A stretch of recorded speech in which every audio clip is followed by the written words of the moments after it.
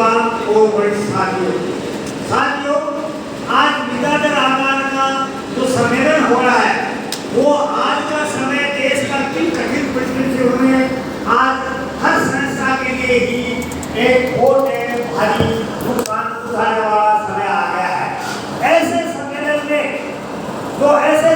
सम्मेलन हो रहा है, उस सम्मेलन में आप लोगों की क्या जिम्मेदारी होगी और क्या भागीदारी होगी, इसके लिए मैं मेरी 2 लाइन बोल के और मेरी कुछ मिनटों में बातें करना चाहूँगा। साथियों, चलते आए हैं चलते रहेंगे, लड़ते आए हैं लड़ते रहेंगे, झुकने का कोई काम नहीं, झुकाते आए हैं झुकाते रहेंगे। किसको उठाना है? इस सरकार की गलत नीतियों के खिलाफ जो आज के लिए निजीकरण पर बढ़ावा जो सारी सरकार को किया जा रहा है। ऐसे समय में अपना राजस्थान का रोडवेज लोग इस तरफ ज्यादा आकर्षित हो रहा है।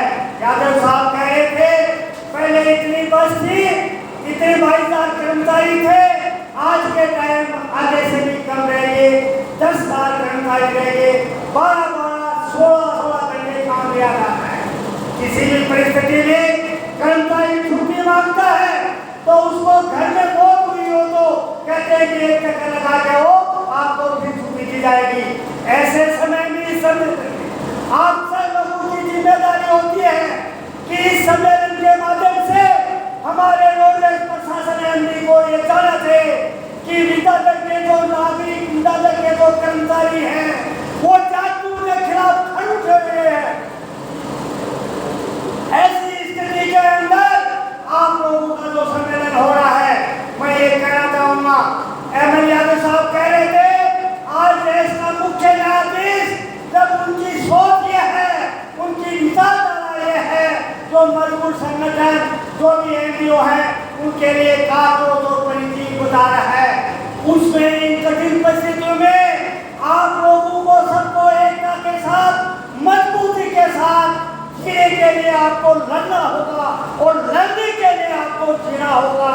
किसी के साथी के ये नहीं होना चाहिए कि मैं रिटायर हुए मेरे को 15 साल हो गए, मेरे को क्या मतलब है। इस उद्योग को आप जिंदा देना चाहते हो, इस उद्योग के लिए आप रोजगार पैदा करना चाहते हो, आने वाली जनरेशन के लिए ये पता होना चाहिए कि हमारे पूर्वजों ने इस उद्योग को बचाने के लिए काफी लड़ाइयाँ लड़ी है। इसलिए हर कर्मचारी की जिम्मेदारी है कि उसको उद्योग को बचाने के लिए किसी के साथ अन्याय हो, किसी के साथ जाति हो, आपको खड़ा होना है, आत्मबल के साथ खड़ा होना है, ये नहीं संकट नहीं रहा है। मैं साथियों इसलिए कहना चाहता हूँ कि आपको अभी हमारे धर्मी चौधरी जी काफी बात बताएंगे। मैं तो आपको यही कहना चाहता हूँ, आपको सबको एक साथ होकर इकट्ठा होकर लड़ना होगा, इकट्ठा होकर आगे बढ़ना होगा और जीने के लिए आपको लड़ना होगा। यदि नहीं लड़ोगे तो कानून का भी इस्तेमाल नहीं होगा, कानून तो बचे नहीं। कानून तो सारी संस्था तो सोच चुकी है, कानून को ये लोग मानते नहीं। यादव साहब कह रहे थे सड़क पर आना होगा। मैं साथियों एक बात और कहना चाहूँगा, इस संगठन के साथ विचारधारा से भी जुड़ना चाहिए। विचारधारा बिगड़ आज देश की क्या हालात होगी, इसलिए संगठन के साथ साथ विचारधारा से जुड़ के और सड़कों पर सलामी करना होगा। यदि देश को इस परिस्थिति से बचाना है तो आप लोगों की भागीदारी अहम होगी। इसलिए साथियों ये सम्मेलन हो रहा है, नई कार्यकारिणी बढ़ेगी, उस कार्यकारिणी की जिम्मेदारी से ज्यादा आप सब लोगों की होगी। कार्यकारिणी आप लोगों से बनाई जा रही है। सम्मेलन क्यों करवाते हैं?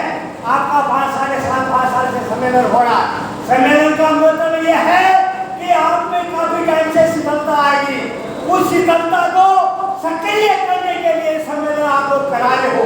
इसलिए जो भी साथी आए आप लोगों में से आएगा। आप ये देखो कि ये पदाधिकारी होंगे, उनकी ज्यादा जिम्मेदारी होगी, तो आप लोगों में से होगा जिम्मेदारी हर कर्मचारी की होगी और एक के साथ लड़ना होगा। और विद्याधर का तो आपको लेखन में हमेशा ही यादव साहब धर्मी जी जैसे याद रहे हैं, हमेशा विद्याधर का नाम रहा है, मैं भी इसमें रहा हूँ। मैं एक छोटी सी 1 मिनट के लिए बात करना चाहूँगा। एक बार मेरे समय के अंदर यह सागर और विद्याधर को रोडवेज समाप्त कर रहे थे, तो हमारे ज़्यादातर संगठन तो एटक और बीएमएस थी, एटक प्रभावशाली थी। शिबू और कांग्रेस के टिकट के तो 2-4 लोग थे। लोगों ने, बीएमएस के लोगों ने कहा कि यदि इस डिपो को बचाना है, आपके नेताओं को बीएमएस के कि ढाका को संयोजित कराना होगा। मैं न्याय की बात करता था, ड्यूटी के अंदर, 8 घंटे के अंदर मैं वहाँ यूनियन बॉल में करता था, ड्यूटी के अंदर निगम के हित की बात करता था। इस डिपो को बचाया गया और मैनेजमेंट को झुकना पड़ा, अपने आदेश वापिस लेने पड़े।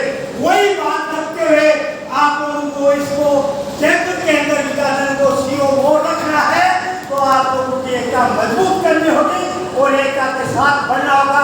इन्हीं बातों के साथ धन्यवाद।